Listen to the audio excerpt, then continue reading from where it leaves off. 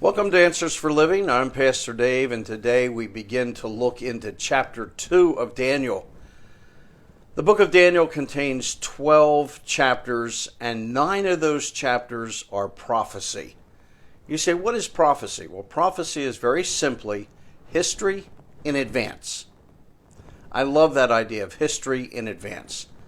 Chapter 2 contains the first prophecy that Daniel talks about, and it deals with all the successive kingdoms of the world from the time of the Babylonian Empire and the final kingdom of God. But first, let's look at the story. King Nebuchadnezzar has a reoccurring dream, and he's greatly disturbed by this dream. So he calls for the brains of the empire, the astrologers and the wise men, and one of their specialties was dream interpretation. They had made dream interpretation a science. They had written books on dream interpretation. All you needed to do was tell them what the dream was, and they would come up with an interpretation. So this wise council asked the king to give them the dream. And in verse 5, the king decides not to play the wise men's game with the dream interpretation. So he told the wise men, "You tell me what my dream was, and then give me the interpretation.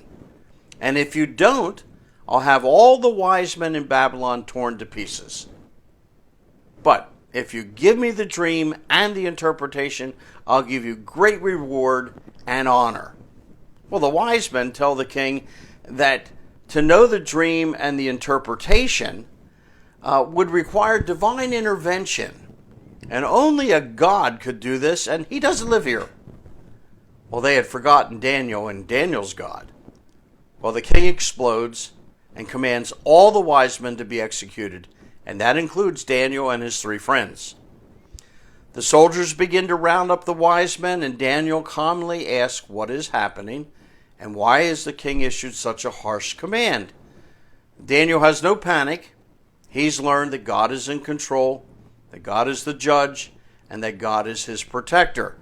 So Daniel manages to get an audience with the king and promises the king that he will give him what he desires, but some things need a little bit of time in order to discern God's messages. Well, Daniel knows that this requires divine intervention, so he goes home and gets his 3 buddies and asks them to pray. And Daniel 2:18 says he urges them to plead for mercy from the God of heaven concerning this mystery, so that he and his friends might not be executed with the rest of the wise men in Babylon. They sought the God of heaven.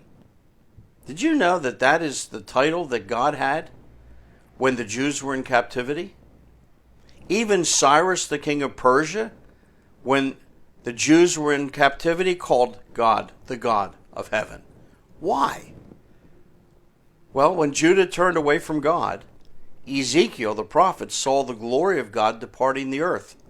The Shekinah glory of God rested above the Holy of Holies, right above the mercy seat. And the mercy seat was really simply the lid that was on the Ark of the Covenant that was covered with blood.